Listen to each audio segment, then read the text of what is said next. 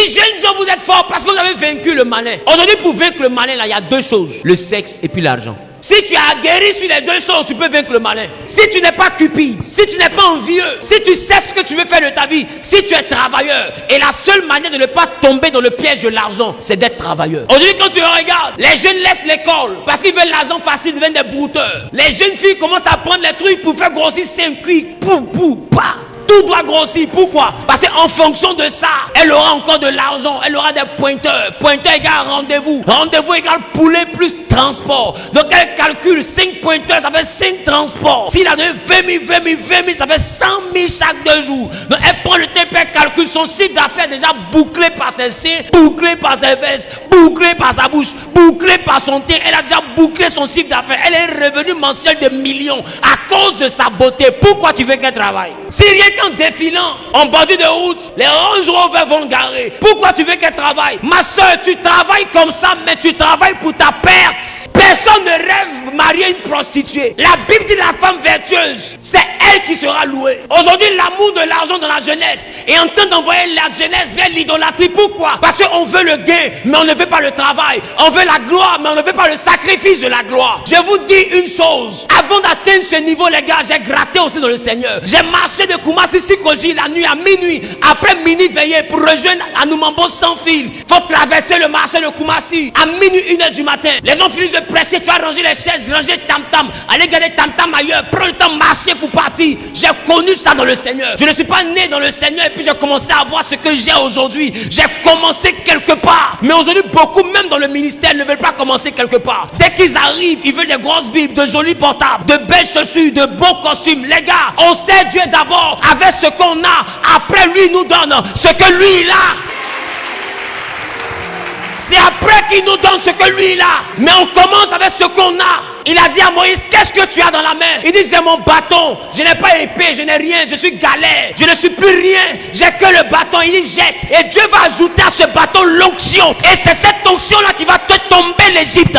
Je dis à quelqu'un qui est en train de me regarder, même si tu as 2 pantalons, sois fier de tes pantalons. Tu as 2 costumes, sois fier de tes costumes. Tu n'es pas le dernier de ta génération. Il dit, à chaque jour suffit sa peine. Sois fier d'être le gawa de ta génération. Les gars, prenez comme exemple votre père dans la foi. J'avais 17 ans quand j'ai commencé à le servir. J'ai croisé des amis qui m'ont regardé parce qu'eux ils étaient brouteurs. Ils avaient des 4x4. Moi je marchais avec ma fille ici au niveau du boulevard. Il y avait 6 discounts. Je traversais sur les 6 discounts. Il a garé sa mourante de la première fois il me cognait. Et il me regarde, il me dit, mais qu'est-ce que tu deviens? Je dis, moi, je ne sais pas, hein, mais je deviens. Yes. Aujourd'hui là, un matin il est là, il regarde comme si son temps. C'est que si devenir là, c'est là. Et puis, il n'est pas encore fini de devenir. Il devient encore. J'ai entendu Jésus là, c'est quoi ça? Il n'est pas pressé, mais il n'est jamais en retard. J'ai dit, les gars, arrêtez de trembler. Porte tes 2 pantalons que tu as aujourd'hui avec fierté. Mange ton riz et piment que tu as aujourd'hui avec fierté. Sois le gawa de ta génération avec fierté. Parce que demain, tu seras le héros de ta génération. Amen. Pendant que tu saisis cette parole, je prophétise que Dieu te hisse à un niveau extraordinaire de gloire. Amen. Dans ta persévérance. Qui a dit yes? Yes. Et je vais te dire, on arrive à persévérer seulement qu'avec un père qui est sévère. Quand Dieu veut que tu persévères, c'est qu'il commence à devenir un père qui est sévère. Il est sévère à quel moment? Il est sévère au moment où il sait que tes camarades ont iPhone 12. Toi aussi tu mérites iPhone 12, mais il te donne un téléphone écran bleu. En temps il est Dieu, il peut tout te donner, mais il est dans la dimension du père qui est sévère. Pourquoi? Parce qu'il veut te donner une éducation.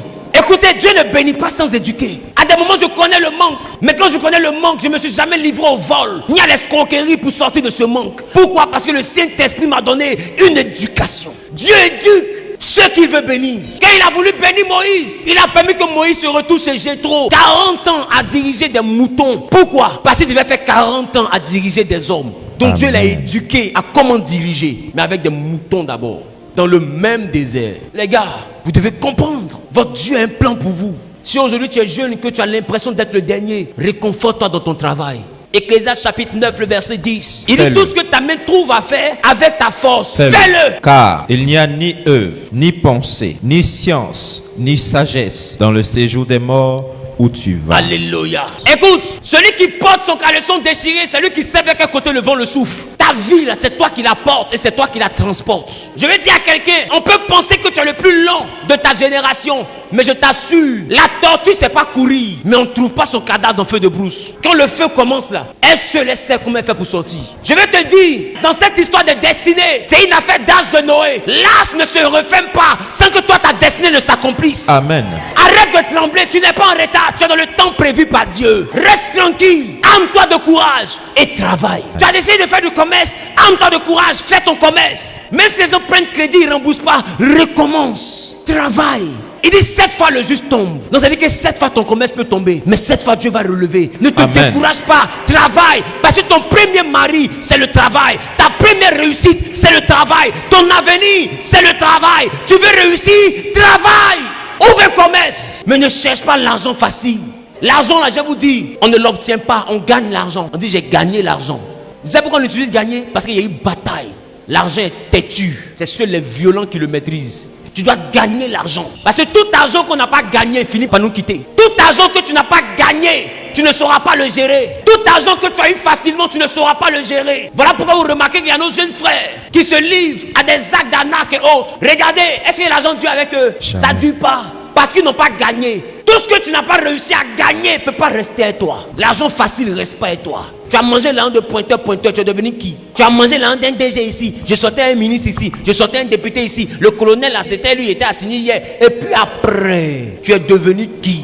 Tu as construit quoi? Prends le temps et puis remarque. Ce que tu n'as pas reçu par ton travail, il reste pas à toi. Entre l'argent et toi, il y a une bataille. C'est pourquoi Dieu dit c'est à la sueur de ton front. Dieu n'est pas con. Il dit la sueur de ton front. Il n'a pas dit la sueur de tes fesses. L'argent respecte la sueur du front.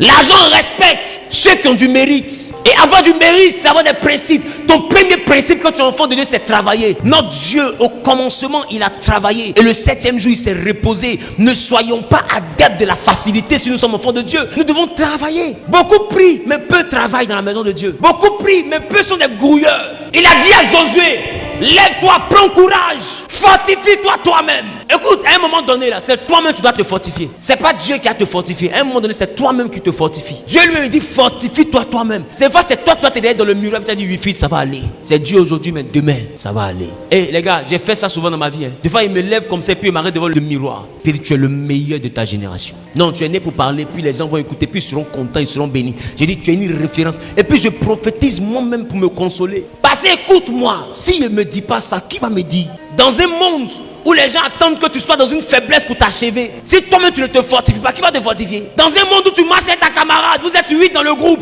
dès l'instant que toi on veut te marier, automatiquement les autres deviennent hypocrites et toi. Elle ne te rend plus visite, et puis c'est elle qui dit aux gens, c'est parce que tu es marié que tu as coupé à elle. Elle dit tu connais l'être humain. Dans un monde où les gens préfèrent que tout le monde chôme, personne ne travaille, celui qui travaille on n'est pas d'accord, il faut qu'il revienne vers nous ici. Dans un monde où personne ne souhaite le bonheur de son voisin de manière sincère, j'ai pas dit dans la bouche, j'ai dit dans le cœur. Les gars, travaillons.